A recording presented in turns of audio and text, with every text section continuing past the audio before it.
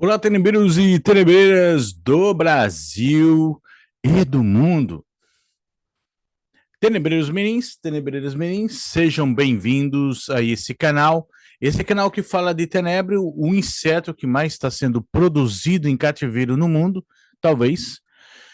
E temos a Black Soldier também, né? Já falei aqui até, que também criada em cativeiro, as baratas. É disso que nós falamos aqui, de animais exóticos. Às vezes eu fico um tempo sem gravar, pessoal, pela motivação. A gente tem que vir aqui na frente, né, e ter motivação é, para falar dos tenebros. Eu tenho muita motivação, eu tenho muitos assuntos para falar dos tenebros, né? E às vezes, né, gente, conforme vai passando a nossa vida é top demais, né? É top demais.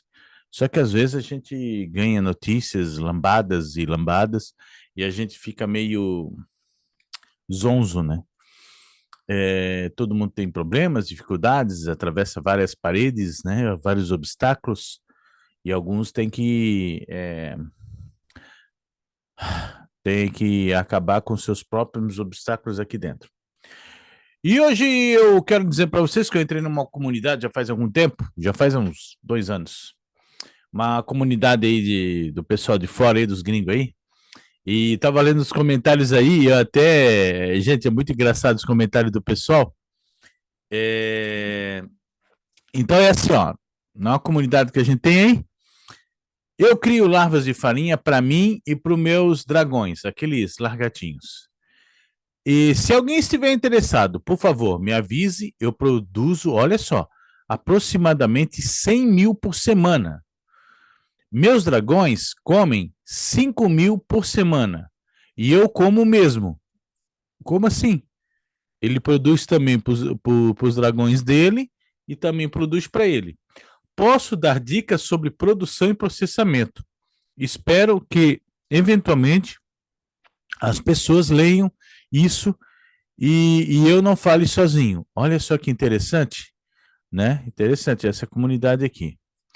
Você tem fotos da sua configuração e outras coisas? É sempre legal ver isso. Também receitas, se você tiver alguma aqui que gosta. Aí a conversa começou. Vou assar algumas larvas da farinha grandes por 2 horas no forno a 200 graus. 200, não, 2 horas, cara, vai torrar, né? Obter larvas bem secas. Em seguida, adiciono 2 gotas de azeite depois de esfriar e misturo. Em seguida, salpico um pouco de pó de molho e misturo. Eu uso em saladas. Eles têm gostos de sementes de girassol da fazenda. Isso é eu usar sal de pipoca em vez de misturar no molho quando me cansar desse sabor. Então, algumas traduções aqui às vezes muda a palavra um pouquinho, aí fica um pouquinho até eu adivinhar o que é isso. Recentemente comecei a criar larvas de farinha para complementar a dieta dos meus planadores de açúcar. Eu tenho uma pergunta muito novata. Eu acho que aqui o cara está falando planadores. O que é planadores de açúcar? Pera aí, pessoal. Planadores de açúcar, eu nunca vi isso. Será que é um tipo de formiga? Ah, será que é um tipo de formiga? Ah, o planador de açúcar é um bichinho. Como é que é o nome dele? São animais exóticos que requerem cuidados especiais, como uma gaiola espaçosa, uma alimentação adequada e um ambiente limpo e seguro. E é muita atenção ao caminho. Interessante isso aqui, esse animalzinho aqui, ó, planadores de açúcar. É aqueles esquilinhos que voam, sabe? E eu vou mostrar uma foto aqui para vocês. Olha só. A gente começa num assunto e ele é tamanho de um pouquinho maior que um polegar e vai para outro assunto, né, mano? É inacreditável, né? Então, pessoal, o Tenebre tem esse poder, né? Esse poder da gente ver as coisas assim de uma maneira incrível, né? E de saber de várias coisas, né? Vou mostrando as fotos aí para vocês, então, desse animalzinho aqui. É muito top. Então, para a gente não ficar falando só nele, né? Daí eu vou continuar aqui a conversa aqui. Mas olha só que animalzinho top. Planador de açúcar é o nome dele. Planador de açúcar. Interessante isso aqui. Um dia eu quero ler mais sobre ele aí. Mas por enquanto a gente fica por aqui. Muito bem. Vamos continuar aqui a conversa aqui da comunidade aqui. A comunidade Lava da Farinha, gente. Os ovos levam de 6 a 14 dias para eclodir. Geralmente consigo ver bebês 2 semanas depois de retirar os besouros. Eu uso um substrato super fino. Experimente retirar um pouco e espalhar sobre algo escuro. Ou empilhe e faça um vale. As larvas farão pequenas cascatas caindo pela face. Espero que isso ajude. Mais alguma dúvida, por favor, pergunte. Olha só. Muito obrigado aí, brother. Obrigado pela resposta, isso ajuda. Há muitas informações conflitantes na web, realmente, na internet. Comecei a moer minha aveia para fazer um substrato realmente fino também. Toma a peneiração muito mais difícil. Eu tentei um método de pilha, consegui ver as cascatas e também alguns bebês pequenos. Muito obrigado pela sua dica. Que tal claro versus escuro? Que eu digo para vocês aqui, a tradução. Sei que eles preferem escuro. Normalmente coloco pedaços de papelão para que possam se esconder embaixo deles. Mas os besouros ficariam mais no escuro? Ah, entendi. Sobre os besouros ficar no escuro. Nesse caso, eu os colocaria em um lugar mais escuro. Ah, agora, entendeu? Agora, aqui a tradução às vezes dá uma. Aí depois a gente consegue acertar aqui, na frase.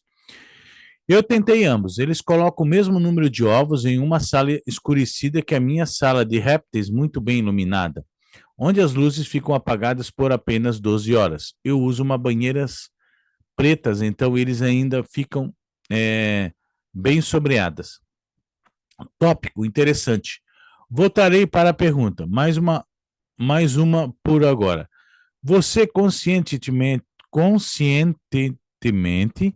sabe algo sobre possíveis efeitos nutricionais negativos, deficiências de vitaminas e minerais ligados à alimentação de maiores quantidades de larvas na farinha seca ou desidratada para ouriços jovens da Europa Ocidental em um ambiente de jardim?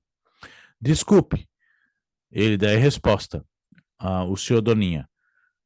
Desculpe, não há informações sobre eles. Se você quiser, posso encontrar informações nutricionais sobre larvas da farinha seca.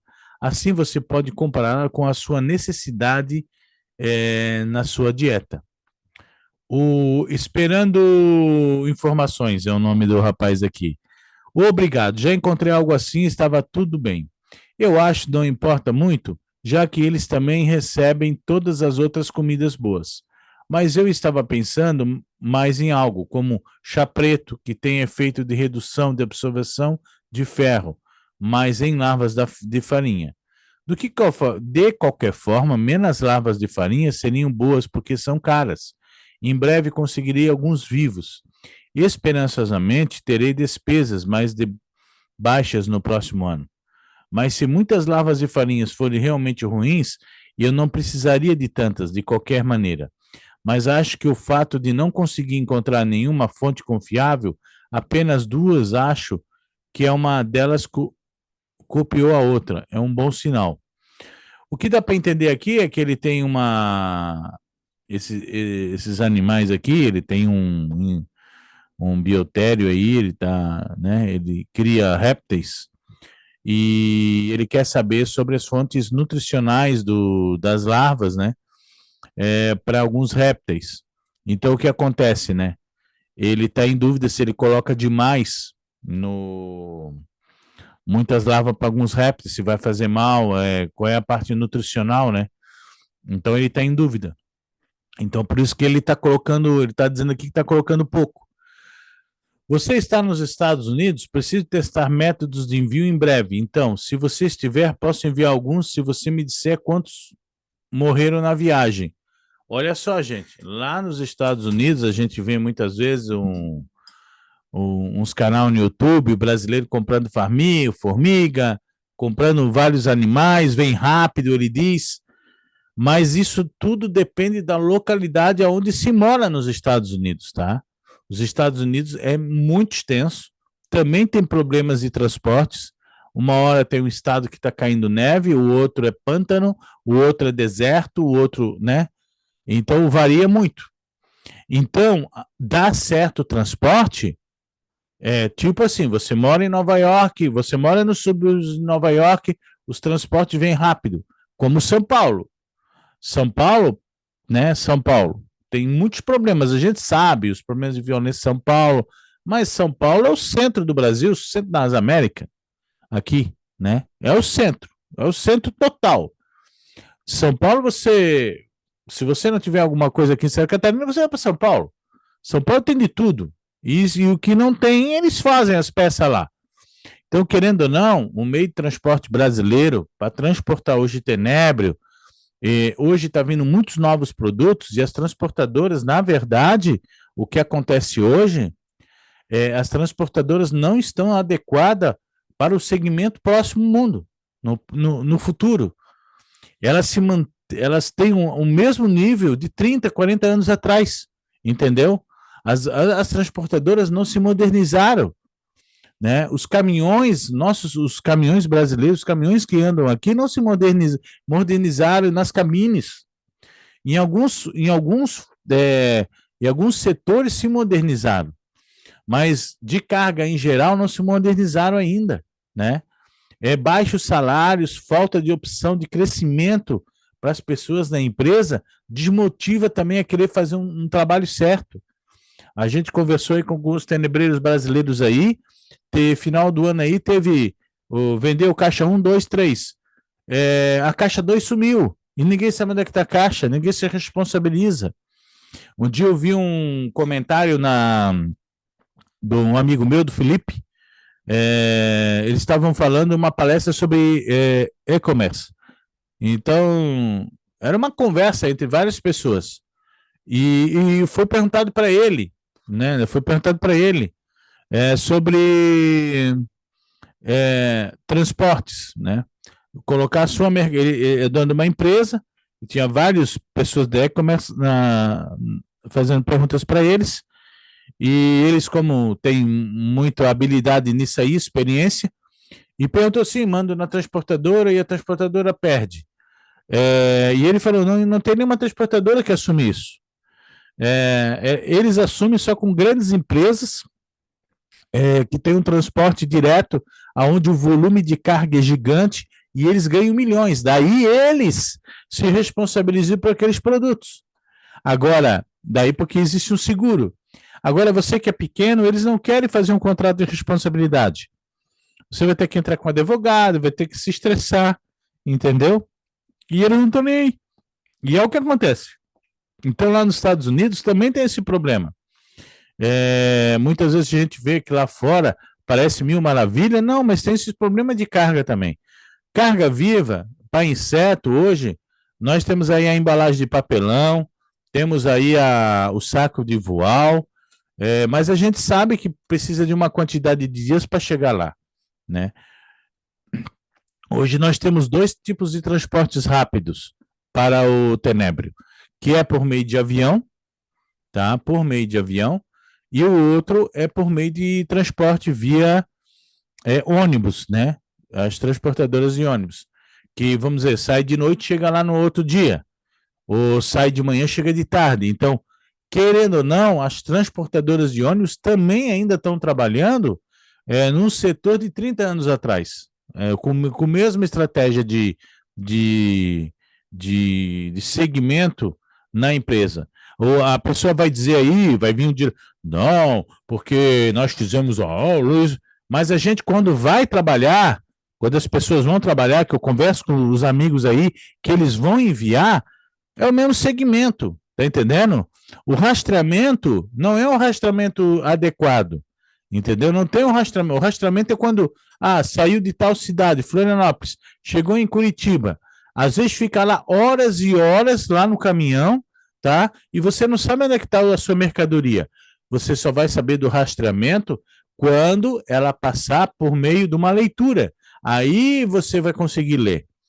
Mas é isso, entendeu? Por exemplo, outro dia eu falei aqui sobre esse problema do transporte.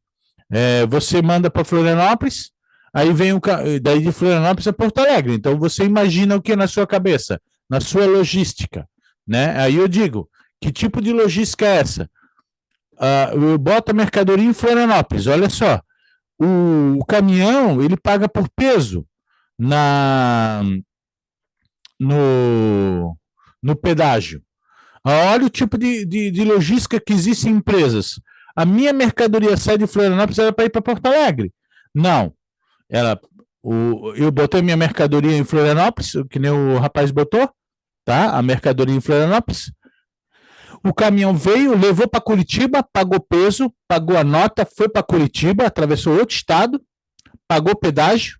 Depois ela pegou, voltou novamente, né, de Curitiba, passou por toda Santa Catarina novamente, passou do lado de Florianópolis novamente, pela BR-101, e foi para Porto Alegre. Agora me diz, tem lógica isso na logística de vocês? Mano, seriamente, não fiz faculdade de logística, mas para mim não tem lógica. Não tem lógica, porque o custo desse material para a empresa de transporte é muito alto. Se ele sair de Florianópolis, foi para Curitiba, depois de Curitiba foi para Porto Alegre. Aí alguém vai me dizer, não, porque, mano, ele pagou muito mais pedágio, gastou muito mais diesel, andou com o caminhão pesado, tá? É 1 quilo. Mas se ele fez isso com 200, 300, 400 mercadoria, será que está valendo a pena? Então tem coisa, mano, realmente que não depende de nós, dos criadores de Tenebrio. Realmente as empresas têm que se ajustar de uma forma, as empresas de transporte têm que se ajustar de uma forma mais moderna. E eles não estão, eles se ajustam em coisas que às vezes não precisa, entendeu? Então essa modernidade também está atrapalhando eles, porque eles não estão conseguindo subir a escada direito, não estão seguindo o caminho. E a gente percebe isso, né? Os meios de transporte realmente não estão deixando muito a desejar. Se tivesse a linha ferroviária, você já pensasse? A linha ferroviária, você entregava ali no porto ali de Imbituba, que no caso a gente aqui, pô, ia lá para o oeste de Santa Catarina. Pô, aí por meio de uma transportadora, veio um monte de transportadora para lá, mas nenhuma leva. Leva 10, 15 dias. É assim. Então lá também tem esse problema. Bem, os que... Mais um comentário aqui. Os que encontrei devem chegar amanhã. Olha só, ele comprou Tenebrio. Qualquer maneira, eu acho que 1 quilo é muito mais do que o suficiente para começar. Eu realmente não investiguei o tema preservação. Você tem algum conselho sobre como conservar larvas de farinha ou tenebrio? Acho que um desidrator é uma possibilidade, mas como matá-los de forma amigável? Não é fácil separá-los depois que eles supostamente se tomam uma massa depois de algumas horas no freezer, eu acho. Top, ó, top. É isso aí mesmo. Eles ficam em estado de êxtase na geladeira, então os congelo. Quando congelo, endireitam-se, são muito fáceis de separar. Eu uso o forno para secar porque é mais rápido que o meu desidratador. 200 F por horas. Peraí, vamos ver o que é isso aqui. Gente, quando eu não sei, eu pesquiso. Eu não sei mesmo o que é 200 F aqui para eles. 200 F, vamos ver. Vai demorar para falar aqui, então a gente vai pular isso aqui, outra hora eu falo. Eu pesquiso depois. Isso é muito interessante, obrigado pelo conselho. Você parece ter muito conhecimento sobre larvas da farinha. É uma pena que ainda não haja perguntas frequentes ou sessão de recursos, né, neste mundo. Comprei um grande saco de farelo de trigo vendido para cavalos. Espero que esteja tudo bem. Agora só me resta esperar até segunda-feira pelas minhocas. Devo mover o farelo de trigo mais fino ou pode ficar como está? Verifique se o farelo contém terra diatomácea. É usada para garantir que os insetos não se movam ou os matem. Também não há necessidade de tritulá-los mais finos. Recebi meus tenébrios hoje e eles parecem muito ativos. Fico atento por pouco a dar pouco aos ouriços, para ver se eles também gostam dos vivos, mas acho que é melhor usá-los para a reprodução. Infelizmente, ainda estou um pouco despreparado para isso. Vou colocá-los num local fresco de adega durante 1 ou 2 dias. Deveria ter esterilizado o farelo de trigo no forno? Será um pouco suficiente por enquanto? Não quero que seque o farelo no forno. Provavelmente tentarei alguns recipientes com farelo não tratado. Tratar o farelo é para ácaros. Eles não fazem nada com uma colônia de verme, mas comem sua comida. A salada é um bom vegetal hidratante para eles. É isso aí, a gente vai continuar essa conversa aí, pessoal, mais para frente. Eu acho que hoje a gente foi falar sobre transporte também, foi muito importante. Essas comunidades assim de Tenebra, eu acho muito legal. É uma coisa que falta, às vezes eu vejo que aqui no YouTube, no canal do YouTube, as pessoas podiam conversar mais, falar mais dos comentários, né?